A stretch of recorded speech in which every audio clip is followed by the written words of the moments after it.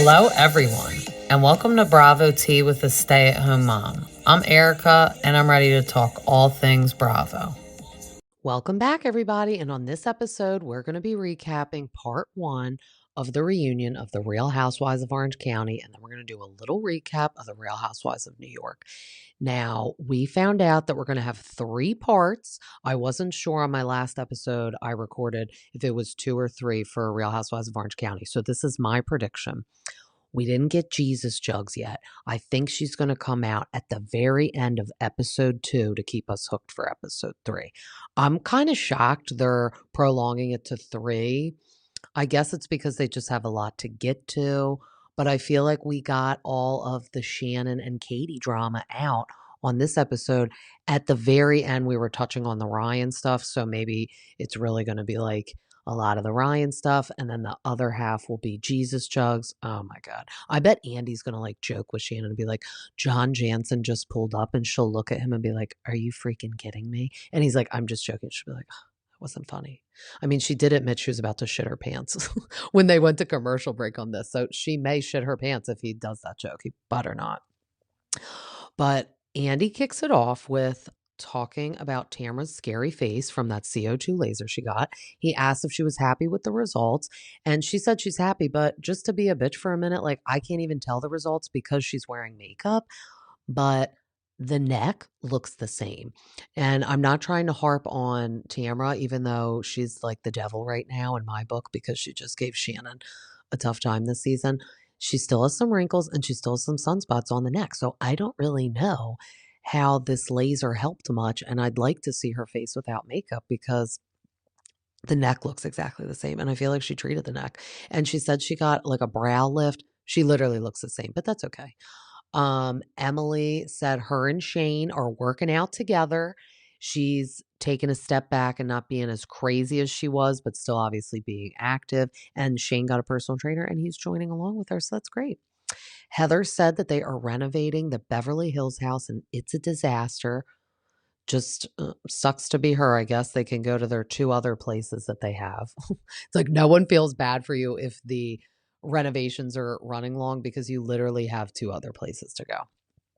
Gina said she's doing well in real estate. Andy had to, of course, point out that it's Katie's first reunion. And he's probably thinking, like, you better buckle up because I feel like Heather's got it in for you. And he asked Jen if her and Ryan set a date for their wedding. And she said next June. So I guess June 2025, we'll be looking out for wedding photos of the 2 of them. And Shannon revealed that she has been out on some dates and dipping her toe into the dating pool, which I love to hear that.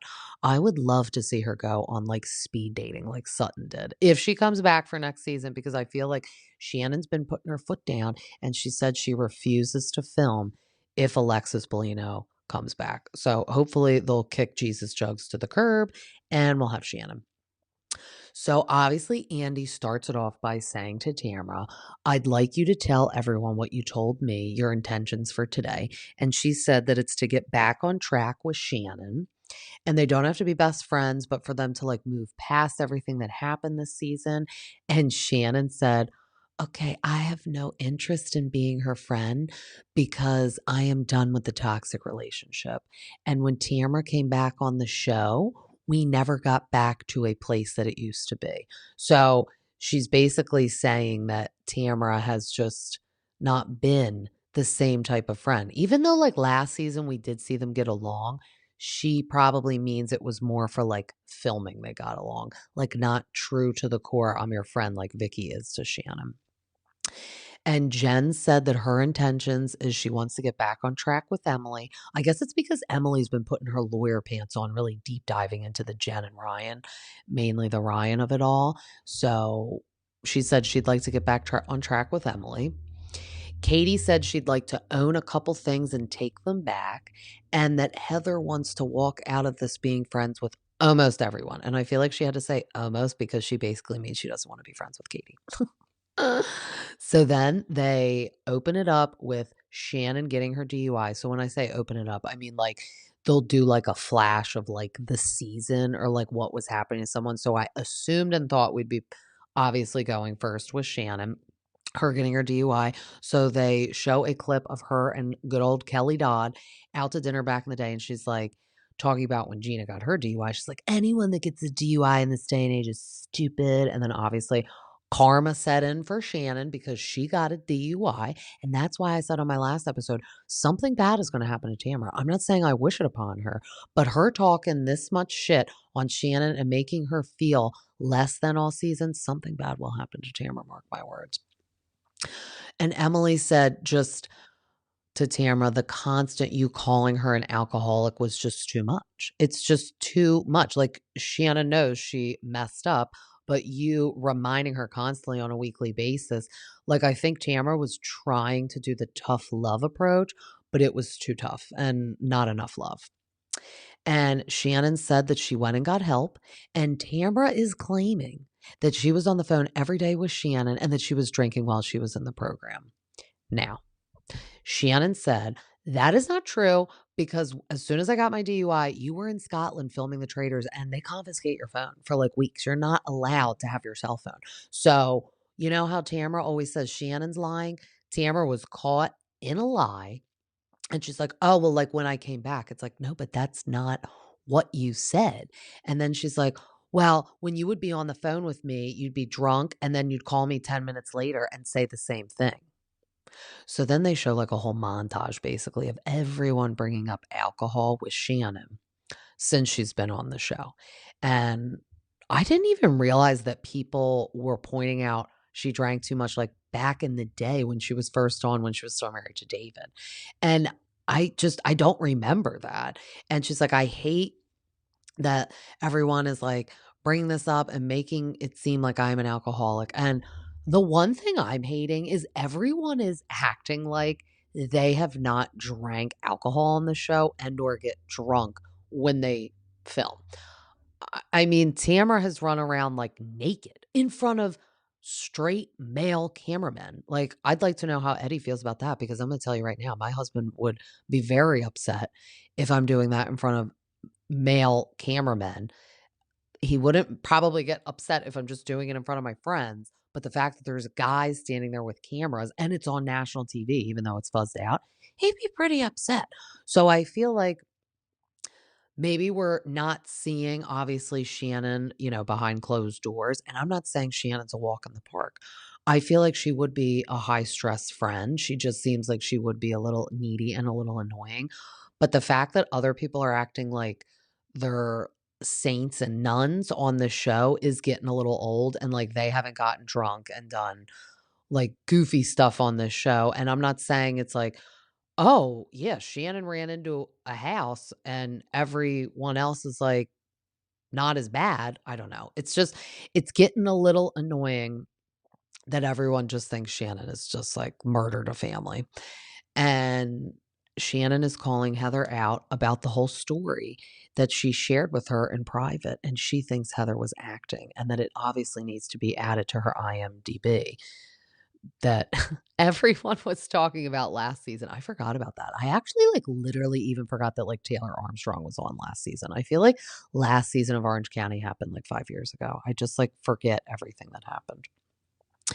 And she's like, well, I thought it was just public knowledge because you talked about it on the Jeff Lewis show. And them hammering in that the John, like, oh, we don't know if he heard the accident. You can tell that Shannon is just like not feeling comfortable to talk about it on the radio. It's not like, oh, I never thought of that, Jeff. It was like, oh, I don't know. Like, I've never thought of that, Jeff. Like she's dismissing it. Like, I don't want to talk about it. So I don't like that Heather is acting like Shannon was acting when she was sharing all that with her in private. Heather was acting and Heather was being fake. And I just don't like that Heather is kind of taking now the route that Tamra has, like being mean and dismissive to Shannon. And she wants everyone else to get on the bandwagon and hate Katie about the paparazzi thing, which we'll get into later a little bit. But Tamra is just still hammering on Shannon. And Emily said, why don't you just say sorry? And Tamra's like, yeah. And then Emily said, no, I'm talking to you. That was possibly one of the funniest things that happened. And Andy's like, yes, she's talking to you. And Tamra's like, oh, okay. And then it's like, Yeah, you're still not going to say sorry. You're still not going to say sorry. But Tamra is like attempting in her own form to say sorry. It's always a I'm sorry, but. And Shannon's like just not really having it. But then Emily points out, and I do have to say, Emily like talked so much during this and intervened in a lot. And it's like, fine sometimes, but I felt like when anyone was talking about something else, like she was kept butting in and talking. It's like, that's what Andy's there for. I feel like Emily was taking over as the commentator, to be honest. So Emily points out that Gina gave Shannon a pass after Shannon talking about her DUI, like the last season, and we saw the flashbacks. And it was mainly when Shannon was just, saying, well, I helped you with the lawyer, and if I didn't help you, your kids would have been taken away to like CPS, which I don't think that at all. But I get it. That was like a really low blow that Shannon said that, and Gina did forgive her. So Emily was saying, why can't you forgive Tamra? And Shannon said, I accept your apology. I just don't want to be your friend. But the difference for me between Tamra and Shannon is Tamra was saying the same thing every single week to Shannon, whereas Shannon said it about Gina like, I feel like 1 to 2 times. And she did own it and say sorry to Gina, and she meant it.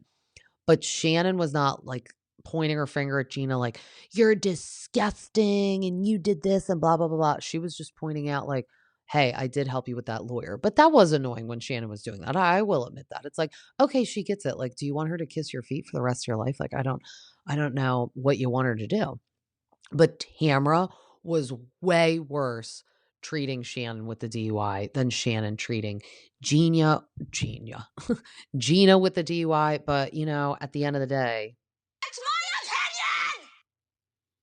it's my opinion, but I feel like it is majority of the world's opinion also, because people are still giving Tamra grief about her thinking only 3% of us like think negatively about her this season. And I'd like to know why she thinks it's only 3% of us. It's like the other way around, that there's probably only 3% of people like supporting you. And it'd be like Eddie, Heather, and Teddi at this point. It's like the 3%. But then they like take a break, but I love that they film the break, and Shannon's like, I have to poop. And Andy's like, what? Like right now? She's like, yes. She's always having bowel issues, which could be an over drinking and not enough water. I will say that, because her being that binded up in London was a concern to everybody, and Emily was having problems as well. These people need more water. They need to have apricots too. I gave away my secrets. It's the apricots and the magnesium. They need those things and water. But then Katie was saying she was supposed to go to Korea to meet her birth mother, but they didn't because her father-in-law was on hospice and then he eventually passed away. So she's like, we'll get there, but we didn't get there yet.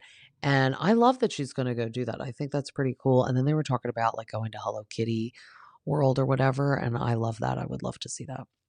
Maybe they'll film it, or they'll just do like montage flashes of them going.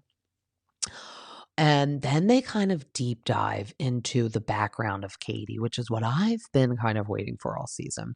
So Andy asked why Katie's one son is not living with her, is living with the dad, because usually stereotypically you stay with the mom, and he's all the way in Atlanta. That's far away. So she said Katie's son didn't want to leave his friends because that's where they used to live. And that's why he lives in Atlanta with the dad. But now apparently he's back. I don't know. It was confusing because she has another son that we like didn't even see. And he was finishing up school in San Diego.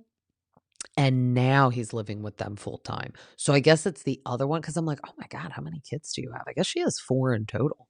So the other one is still in Atlanta, I guess. The one that was in San Diego finishing up school is back with them because he's done school. And now he can be filming, because she said he also didn't film, or they couldn't even show him because the dad didn't sign off the papers.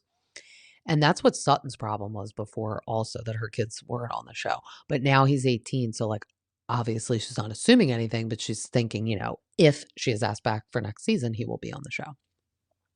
So then Gina and Emily right away kind of go, yeah, it was weird that you lied to us about owning your home in San Diego. So I'm like, do go on.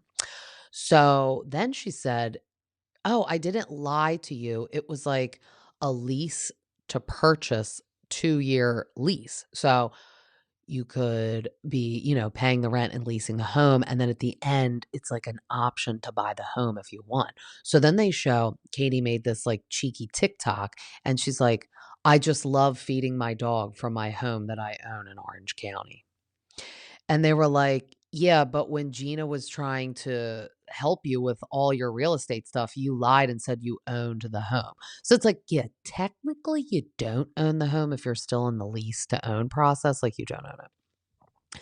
So then they just keep going on with Katie. Like Shannon's probably like, "Good, it's my turn to rest over here because I have to poop and I'm like having issues." And she's wearing a white dress.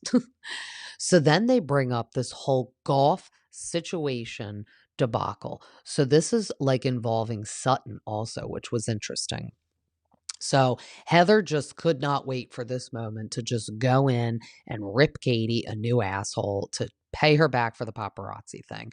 So she's like, "Yeah, let's talk about us, like me apparently snubbing you at Sutton's party because there's 3 versions." And I just have to say, Heather really thought she was like being big and bad with all this. And I'm like, no one cares. Like her stuff that she gets upset with is so stupid.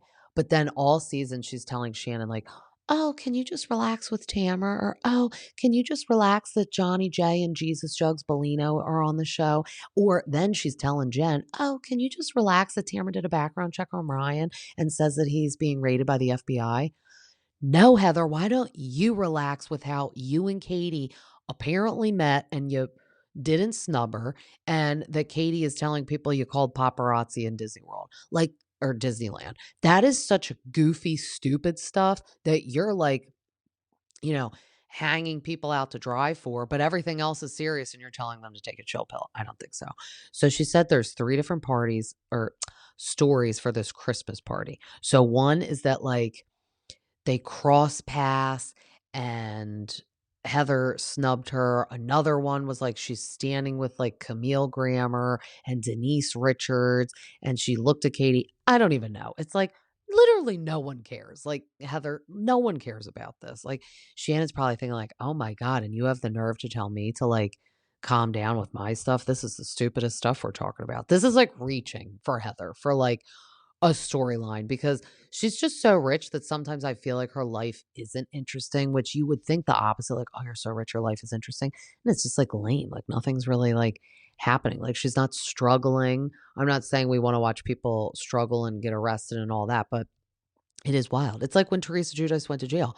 Obviously, that's unfortunate that happened to her, but wow, was that interesting for TV to like see the before, the during, and the after of all that. Very interesting. Heather, oh, what are you renovating your 15th house that you've owned? Like, no one cares. So then they start getting into the paparazzi story.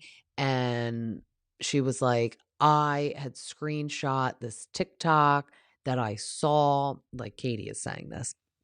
"And I texted to my friend, like, 'Is this true? Did Heather call the paparazzi?' And he said, 'Yes.' And she's like, 'No, you were digging up purposeful information about me and blah, blah, blah, blah, blah.'" So then we get a flash and we get another bad story about Katie. So now they're throwing Sutton under the bus, but I guess she doesn't care because she's not on the show. So it's a text message from Heather and Sutton, and they are talking about, it's a screenshot. It said, "Katie Janela golf business sued for $5 million." So she said that she has already settled this lawsuit. And they show this little like golf ball that you can untwist and it's like a little shot. And I guess this already existed. So she was getting sued for the idea. And it is so freaking weird that they talked about this on the reunion because I swear to God, hours before I watched the reunion, it was like popping up on my Instagram news feed, which I don't golf. My husband does. But it's like so weird because I was like, "Oh, look at this. That's weird." It was like people like cheersing with the little golf balls and it's like shot glasses, like secret shot glasses. And then this is what she's being sued for. And I'm like, this is freaking weird. Did my phone know this was going to happen later on TV? It was really weird. But then under that, there's a text from Sutton and it says to Heather, "This is nuts. This is what she did at my house in Augusta.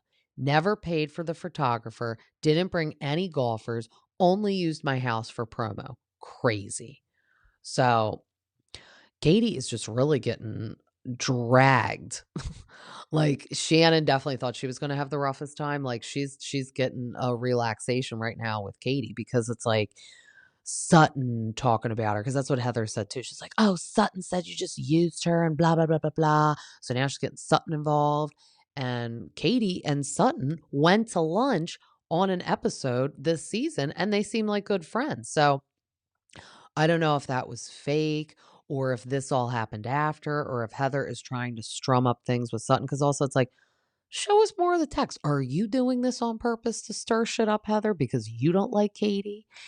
And then Heather said, well, falsely accusing people is your thing. So it's like, wait, do go on. What are you talking about? So then they get into this whole story, which is so funny because Heather is saying that she doesn't want people digging stuff up about her, about the paparazzi. But then they bring up this whole story about Katie involving a guy. So Andy lets Katie tell the story first. So she said, 10 years ago, which is just wild, 10 years ago, she was driving down the road and her 3 kids were in the back seat. And this guy was like getting up next to her, put his window down, yelling at her, being very aggressive. And she's just trying to obviously ignore him because she's got kids in the back seat. Then he gets like in front of her and stops. So obviously she has to stop. He gets out of the car. He starts filming her. He's yelling at her. So then the police show up, tase him, he goes to jail. Seems like a wild story. Then Heather said, that's not what the police report says. And Andy says, how do you know what the police report says? And there was an article that came out this past year in Touch, and it's different. And I guess they're putting clips of the police report in. And then Heather said that what happened was Katie was apparently texting and driving, and the guy had somebody pass away from stuff like this happening. So he yelled at her, probably put the window down and said, like, get off your phone. And then she followed the guy to his house because he was yelling at her on the road. And then she wouldn't leave. She started filming him. The police came and he went to jail because he would not, like, I guess once the police came, he would not go back in the house and calm down.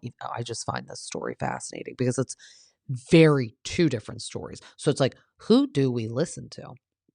But it is funny because Heather was freaking out about the paparazzi thing, and now she's bringing this up with Katie. And Andy said, at the beginning of the day, you said you don't want anyone digging up information about people. And she's like, oh, well, I'm not digging anything up. I mean, it's on the internet. It's like, well, Heather, you calling the paparazzi was on the internet too. I mean, shut up. Shut up. I don't understand the double standard because I do see the text when they showed Katie texting the paparazzi friend. She sent him the screenshot and it was all about the truth. That podcast and account, they posted that allegedly Heather called the paparazzi on herself at Disneyland and she screenshot it. So that was on the internet too, Heather. Is that okay? And by the way, that's way less invasive than this Katie story with a guy going to jail and the kids in the backseat and all that. It's just so double standard with Heather. She has a hard on for Katie. She doesn't like Katie. So she just wants it to look like Katie is attacking and being terrible to her. So then it just keeps getting worse for Katie. They also talk about when there was a time she lost for 18 months sole physical and legal custody of her children. So Emily dug that up kind of. And she was asking about all that. She's like, well, what happened? Because it's very hard for a mother to lose all of that. And she said that she actually relinquished her rights for that period of time because she was basically homeless and needed to rebuild her own life to give her kids a life. So that was crazy that she actually did get the custody back. And she said after the 18 months when she was right. She said she was at a facility. So I need more information on that. I don't know if she was like an alcoholic, if she was like in drugs, because obviously I don't think it was alcohol because she still drinks on the show, but maybe it was drugs or maybe it was like mental. I don't know. Like she really didn't dive deep into that. I'm going to have to scour the internet and find that. But she said that she just went to court a couple times and then she got it back. So that was, we dabbled a lot into Katie and it got real dark. And that's why I feel like she's on the show. Like Andy was probably like, I knew we picked a good one when we picked you because you have a lot of toxic things that have happened. And she gets caught in like stories that she is a totally different version than other people. So I feel like it is like her version, somebody else's version, and then somewhere in the middle lies the truth. Because it is like, Heather, were you freaking there with her and that dude? Like maybe he was a lunatic. But it's interesting that Katie's acting like all this happened on the side of the road when the police report and the article says it all happened in this guy's driveway and she followed him. So it's like, did you follow him to his house? Because that is a little kooky. Can't do that. You can't do that.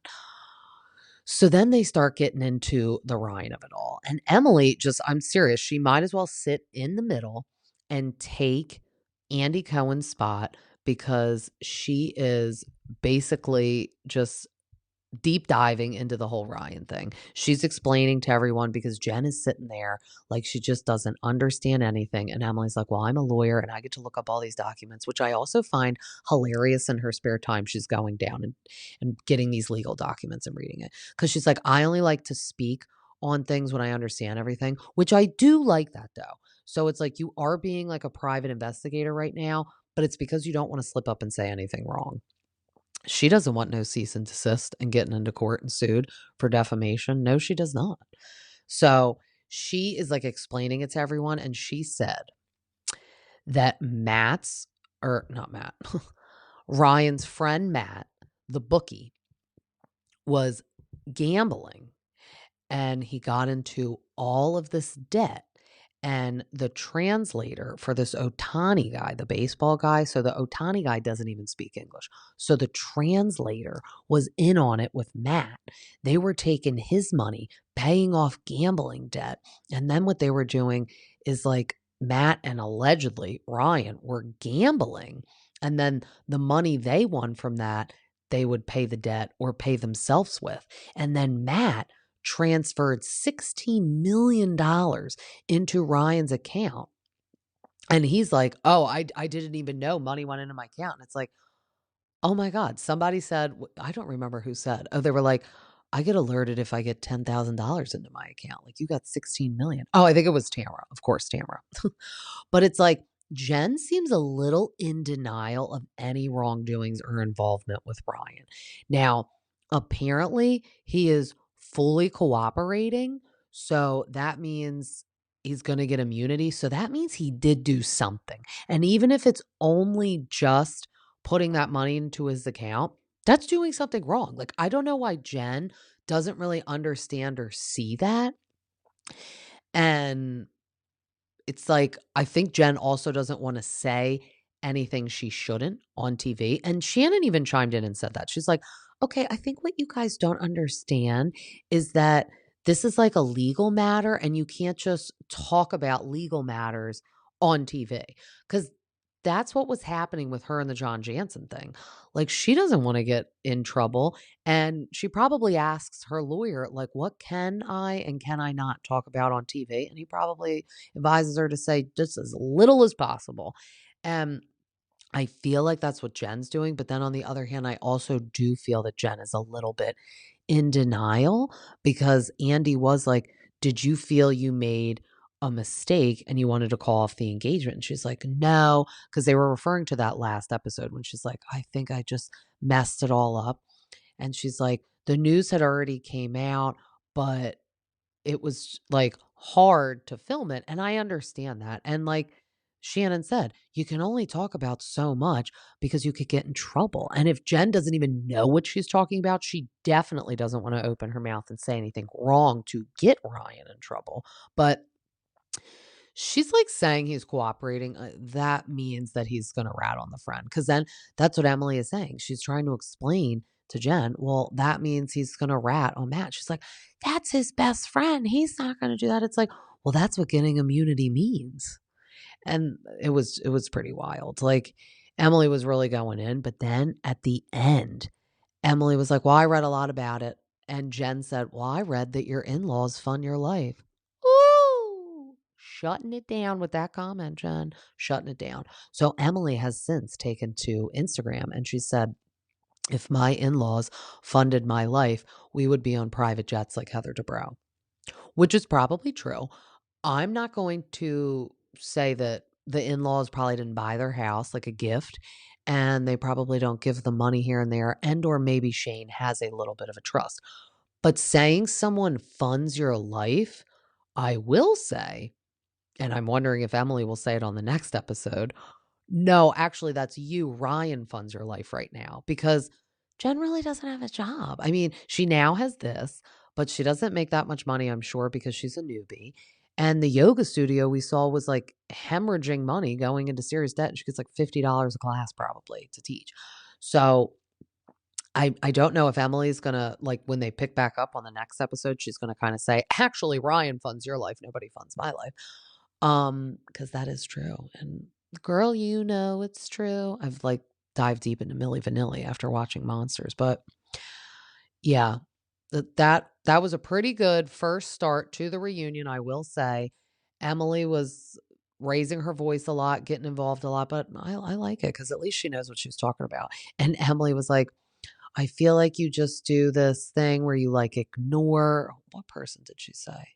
She said a person. Ugh, it'll come to me. I forget. Maybe it'll come to me in the middle of recapping New York, probably. Tanya Harding. She's like, you do this Tanya Harding thing where you, is that the right name? I don't know. Oh, Tammy Wynette. Who am I talking about? She said, you do this Tammy Wynette thing where you just are like in denial of what's happening. I don't really know who that is. I need to Google. I don't know if like her husband did something wrong and she just turned a blind eye. I'm assuming it is. I know she was a singer though. So I don't know. Part 2, I think Jesus Jugs is going to storm out at the end. And then part 3, I don't know. Like, I am very surprised that there is 3 parts to this, but at the end of the day, It's my opinion! but we started off good and we're going to take a little break and then we will recap New York.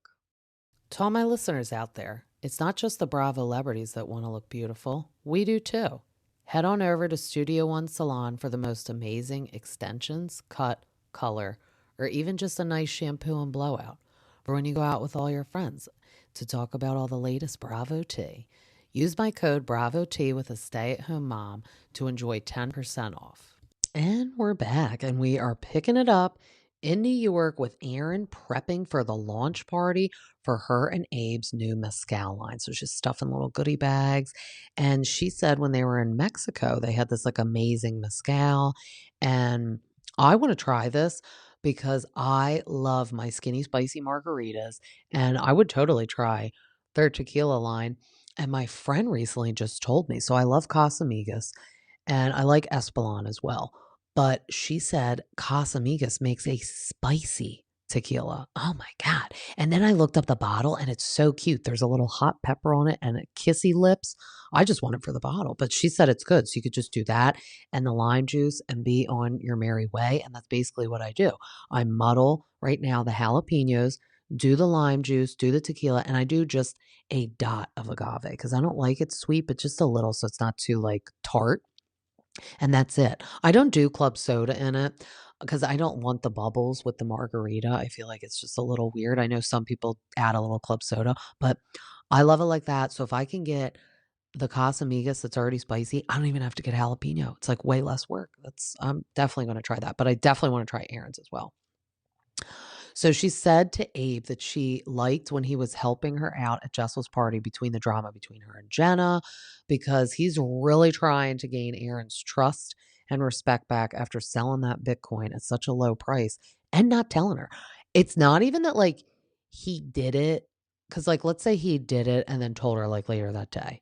You waited like not even waited. He just didn't even tell her. Like she had to find out herself like a year later. Like that is so terrible. Because then it's kind of like, well, what else are you going to lie to me about? And he did. He lied about them being out of debt of some like business dealing or something. I don't know. It's just like, why are you lying to her? She's not going to get mad at you. She's going to get more mad at you that you're lying.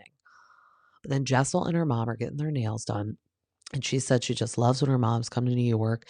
And it's like a weight has been lifted off her shoulders. And she's just like Mary Poppins. And she just arrives and she holds down the fort and helps with the kids. Because it does have to be hard if I guess they have no family there.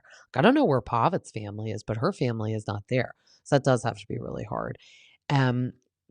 She's just talking to her mom about the whole IVF journey and how her embryos are frozen in Beverly Hills, because last season we saw her confessing to her mom that she did not conceive her children, naturally. She went through IVF and that whole process, and she never wanted to tell her mom at the beginning because I guess that's frowned upon in their culture, or maybe just something that is more new and people are not doing.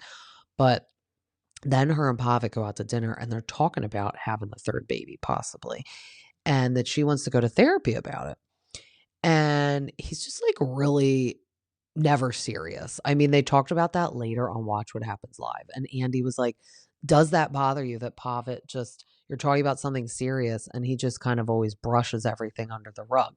And that's why I said, I wouldn't be shocked one day if they get divorced. I was so shocked by Kyle Richards, and I'm kind of shocked by Teddi Mellencamp, even though at the end I'm going to get into a little gossip and I'll tell you what I found out. I am not too shocked about PK and Dorit, but I wouldn't be shocked literally at all at Pavit and Jessel, because I feel like she doesn't even like him. And she would leave him for some rich guy. I don't know. But then Raquel meets with Uba and Sai, and they kind of talk the background of her and Mel first getting together and how it was a whole scandal. And then her and Mel go out later and talk about how her mom is not really supportive of their relationship and was not happy at all when she got divorced, and that it would be really tough if when they do tie the knot, her mom is not there. And it was a scandal because people were alleging that Mel left her partner for Raquel. And Raquel said her husband is still in the art industry, and a lot of people snubbed and don't even talk to Raquel now because she left the marriage. And she said even some snub her because she's now a lesbian and she used to be married to a man. So that's terrible. And as long as no one was cheating, that's fine. Who cares? She was unhappy and she left. She did the right thing. But I don't know if people are trying to say oh, well, she left him for Mel. And they're claiming there's no overlapping, but people are going to start deep diving to make sure that there was no overlapping, because sometimes when there's smoke, there's fire. But I don't know. If they're saying there wasn't, then I believe them thus far. But then all the ladies arrive at Erin's party, and this would be right up my alley because she's having the margaritas served. I see someone with the tahine rim, and Sai said she's just happy that there is food being served at the event. And then, of course, they do the flashback from last year when Erin had that huge event with all those sponsors when her and Abe renewed their vows, and there was no food. I feel like Erin was starving people last season. And this season, she's just doing the normal thing and getting charcuteries for a Hamptons weekend and having past hors d'oeuvres at a party. I would go to my friend's house and expect a charcuterie, and I would go to a fancy event like this and expect past hors d'oeuvres. Heavy appetizers. Nobody's thinking they're going to sit down and have a 5-course meal served to them at this, but heavy appetizers so that I'm not starving to death. And you don't want people to get blackout at these events. Then they'll cause all kinds of drama. But I just think it's so funny that they are showing all the scenes from last season of Erin basically starving everyone. And now she's just overcompensating. She's I have food. And it's yeah, well, you should always have food at events. I don't understand. And Erin's mom was there, which was really nice to see her because she's going through the chemo. And she looked well. She had a hat on, but her spirits looked high and she looked good. And of course, Brynn goes over to flirt with Erin's dad. And now in real time watching, it's sad because her dad passed away like a month ago. So I'm sure that's really hard for Erin to see him on the show now that he's passed away, because you could tell they were really close, and it just has to be tough. But Brynn is ignoring everyone. And instead, she's like flirting and talking to Erin's dad and still has not even talked to the ladies and or is not sitting at the table with them. And Sai said, she gets mad at us for all the sugar daddy stories out there, but if it walks like a duck and quacks like a duck, Ha ha, laugh, funny. I mean, it is true. She's standing there flirting with Erin's dad, and I know it's a joke, but it's like, that's why people think that you're a sugar baby. And it's like, if you are, that's fine. I really would, if I had to guess, I would think she is. And it doesn't have to be from like an 80-year-old man in a wheelchair. It could be from someone of her age range, but she's just kind of with them for the money and they are just with her for like arm candy. But Brynn finally comes over to the table and they all decide to kind of like squash the beef, move on. And they do like a Power Rangers, like Spice Girls, like girl power, like all hands in the middle. But before that, Uba is drinking from like the water pitcher. And then Jessel's like, do you want a glass? And she's like, no, you can use a glass, you basic bitch. And then it's like, where did that just come from? Like, why are you jumping down her throat? And she's like, you're just a Karen. I don't know if like Uba takes something before she comes to these parties. I don't know. I mean, she is cousins with Chanel Ayan, and I don't watch Dubai, but I feel like Chanel Ayan can be like this. Uba doesn't drink, so we can't even blame it on the alcohol. I don't know. She just is like a little too sassy at times when I'm just like, why did you just say that? Like, Jessel's not even coming for you and not even doing anything wrong. I'm going to take a sip of my water and not from a giant glass pitcher, from a Stanley, from a cup. But then everyone kind of dubs Jessel a Karen. And I feel bad for Jessel. She's like, I am not a Karen. But then Erin and Abe get up and make a little speech. And they're like, she's like, I'm going to keep this short. And then they flash back to last season when like 500 people came up and did speeches for their vow renewal. And it was kind of annoying because it's like, okay, you can get up and make a speech or like one person, but it's like, do it short because no one likes long speeches. Even when you're at the first time around at the wedding, no one likes long speeches. And no one wants to hear 100 people talk. They just don't. So it was funny, like Brynn's like rolling her eyes and everyone's like, oh my God. And then Erin and Abe are standing up there with their business partner. And Brynn is like, this is the business partner that Erin saw naked. So she's doing these fake like kissy faces like, Though it is funny. And then they all get up and Pavit is standing there eating a giant ass burrito. And they were like, where'd you get this burrito? And he's like, oh, I ordered it. I think he door dashed a burrito to the party because thank God Erin isn't starving them this season, but maybe the past orders were still not enough for Pavit. He is so funny too because he is like a little twig. He's so thin, but he can throw some food down. He like gets down with the food.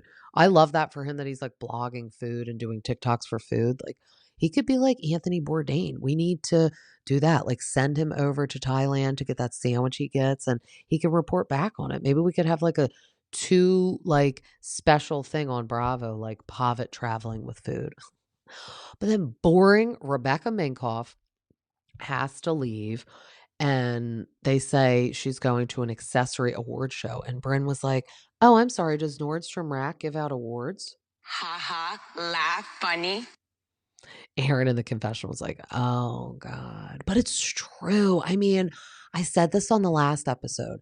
I had high hopes for her, but she is so boring. Boring. And I thought she would be fun or at least like talk about her fashion career and all that, or at least come and drink. And she's friends with Erin. So it's like, please talk. Please don't be boring. And it's like, unless she really picks it up, they're gonna nix her for next season. I can already tell you that. The camera people and producers are probably like, oh my God, she's so boring. You guys need to like say something to her about the Scientology shit, which I feel like Brynn's going to take one for the team. Like they already kind of dabbled into it. You could tell that they were like, please ask Rebecca Minkoff to talk about this. And she's like, Oh, just tell people you have no comment. And it's like, no, please sit and talk to us about the Scientology. But you'll probably get in trouble. Scientology's a little scary. Like, I don't know. And then I am a bit of a conspiracy theorist. And now with all the P. Diddy stuff, my news feed is just all like Illuminati stuff. And it's wild. I go down rabbit holes and like watch stuff. And then like, it's crazy. Some of the stuff is pretty crazy, but like sometimes the more I watch explanations and stuff, I'm like, no, that's not crazy at all. It's just they want us to think it's crazy, but it's actually not. Like Kanye West, they wanted us to think he's like a lunatic, but actually he's got their number. So now they're like trying to paint him as a lunatic when they're all the bad guys. I don't know. I'm dying for us to get back to knowing all this P. Diddy stuff. And like, when is the trial happening? Can we like fast forward? This is an important trial. Like, we can't wait for it. Everyone else can wait. This can't wait. I need to know what's going to happen. And then all the like comparisons with Brittany Murphy and Kim Porter, they had the same coroner.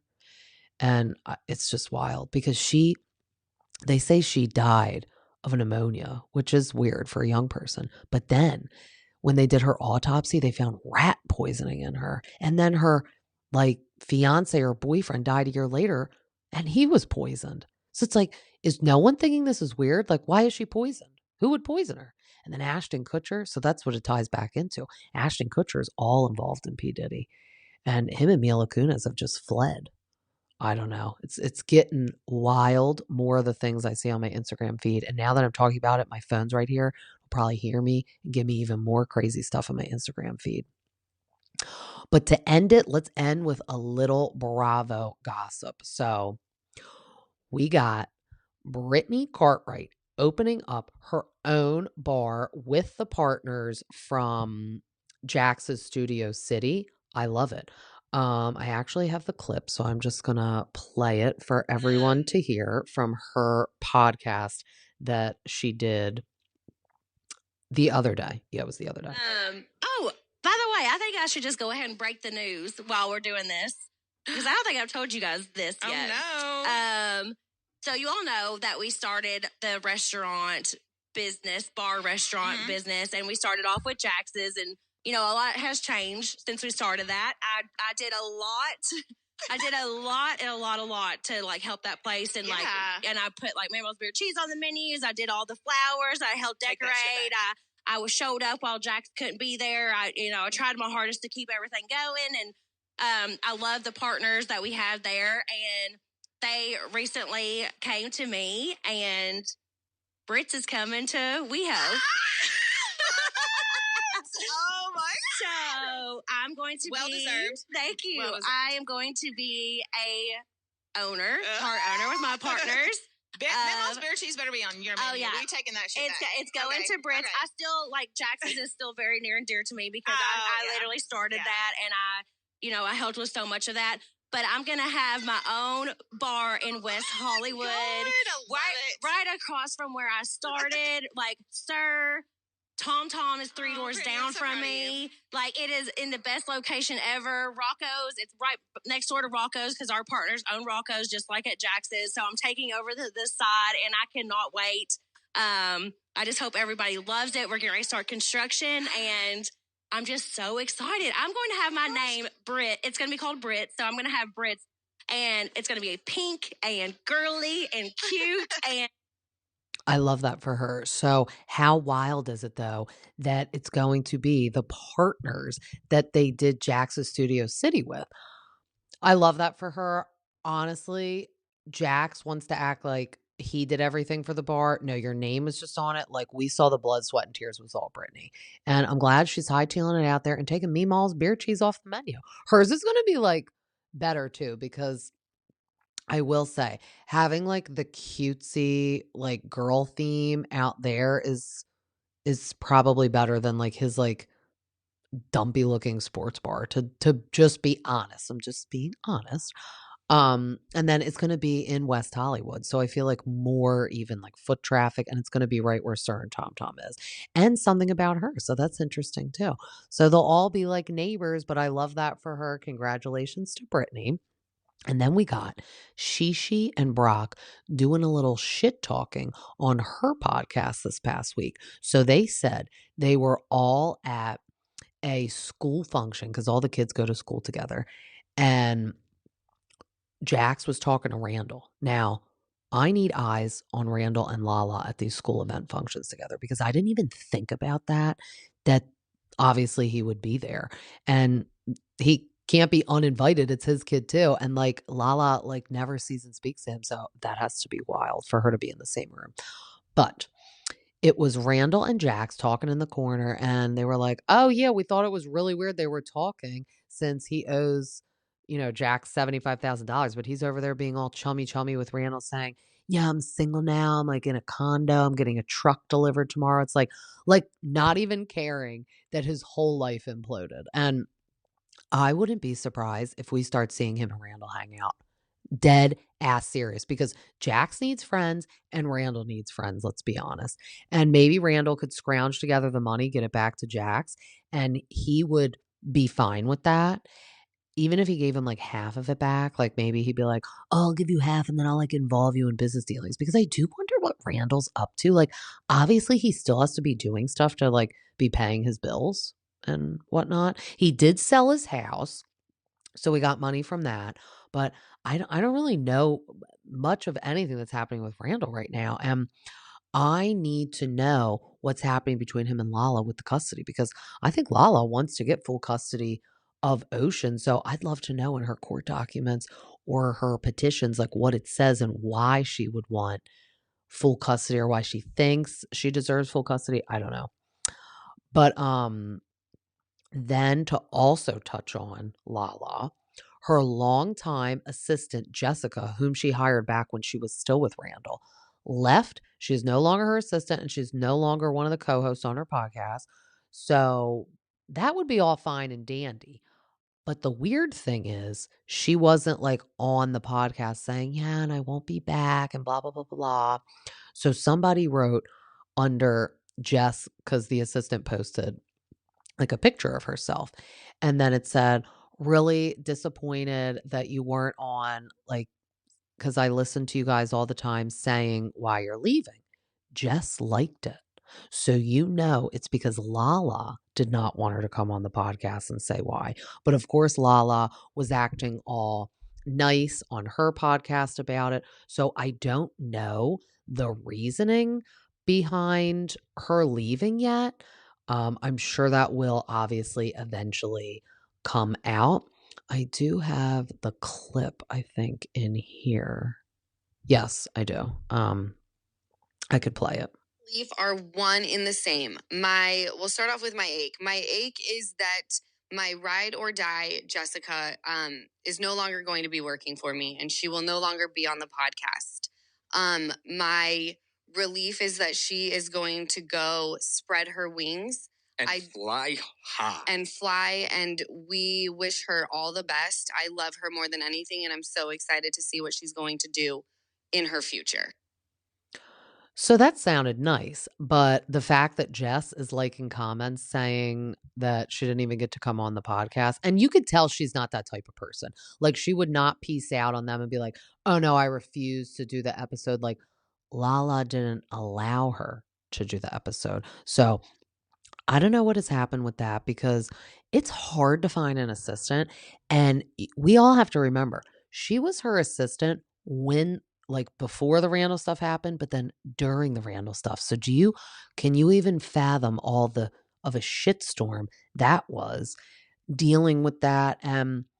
It's hard for those people to find good assistants because you got to train them. They got to be in it. They got to have like no life. It's real hard to find people that just want to be like how Anne Hathaway was for Miranda Priestley. Remember, like, she ended up having no boyfriend at the end of it. Because you just have to be at their beck and call and they expect that of you.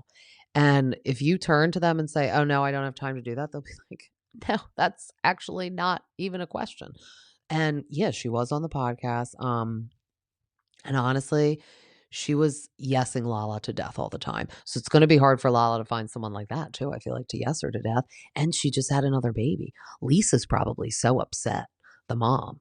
And unless Jessica did something to Lala, but if Lala was just like, no, I don't want you here anymore, like for I don't know what reason yet, like Lisa's probably like, no, you need to replace her now because who knows who's doing everything. I mean, I don't know. But then to wrap it up, so we know Teddi Mellencamp filed for divorce from Edwin, which was a shocker to me. So I got the alleged reason why. Allegedly, because this is like a hot tip item right now. Allegedly, Teddi had an affair with her horse trainer. Oh my God, I can't believe it. If it's true, this is alleged. But a brawl like escalated at one of the horse shows. And this is when Edwin found out. And I find it interesting, though, if this is what happened, that then Teddi filed for divorce. I'm surprised it wasn't Edwin, but this is all alleged right now. So I will still keep reading and keep everyone posted, but it has slipped out now, the hot tip item, that Teddi Mellencamp had an affair with her horse trainer, and that was the implode of the marriage, which is wild. I hope everyone is having a good weekend, though. We have a long weekend again. I feel like my children have not been in school for like any time in November. They have off for Veterans Day. So we are going to do a pizza night. I am so excited. I've already made our dough. It is rising away and I can't wait. We're going to use our little uni oven. Maybe I'll do like a little reel of us doing it. It's going to be fun. We do love to make pizza, homemade pizza. And I was like, before it gets like too frigid and we can't go outside, let's use the pizza oven outside one more time. So I will make like a little video of us doing it. So I got to get on board with like Melissa Gorga and Teresa Giudice. I actually made a video a little while ago and I still have not edited it because I made the steak pizzaiole that both of them made that like sparked everyone saying, oh, they're having like cooking wars via TikTok. But I like to watch the Joe and Melissa ones because Teresa lost me when she used frozen meatballs from Trader Joe's. Like her parents are rolling around in the graveyard seeing that. And I know some people were like, she said that she's just doing a Trader Joe's haul and blah, blah, blah, blah. But that's sacrilegious for her to use frozen meatballs from Trader Joe's from like season 1, Teresa. Are you kidding me? She's like canning her own sauce with her family. You think it's acceptable to use frozen meatballs from Trader Joe's? That is not how it rolls. And I feel like secretly she doesn't cook a lot. She does it like once a week and she does it for content. Like, I don't know if she necessarily feeds her family like that all the time. And I mean, I can just tell because when she has parties or like Christmas, they don't even make the cookies, the sprinkle cookies. Everyone buys the cookies and it's like, no. True Italian women, especially from that area, would be making their own cookies. Like, I feel like back in the day when Teresa threw the sprinkle cookies in the garbage, she just said it's because she didn't even like them and she likes pinoli cookies, which are gross. They have like pine nuts in them. But I can't believe it wasn't, no, I threw them in the garbage because you bought them at a store. Like, I'm sure that's fine and dandy from a bakery out there. I'm sure they're delicious, but no. You need homemade. Yeah, I could just tell like Teresa probably doesn't cook that much. And it's like she just does it once in a while because she is busy. But when she had the frozen meatballs, I was like, no, bye, you lost me. Like, you can't. I know you're trying to say, oh, I do a Trader Joe's haul just for this TikTok. I'm like, no, you probably just use those all the time because rolling meatballs is too much work for you right now at this juncture, I suppose. But that's why I don't like that she like acted like she cooks all the time and Joe and Melissa don't. I don't know. I think they're both guilty of the same things. Like, I don't think all of them are home cooking every single night because they're busy and they're tired and they like don't feel like it and their kids are grown up. So they're probably like, whatever, don't care.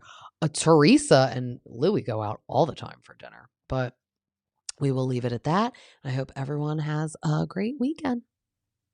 As always, this was so fun, and you could find me on Instagram at Bravo T with the Stay at Home Mom, Spotify and Apple. Till next time, see ya.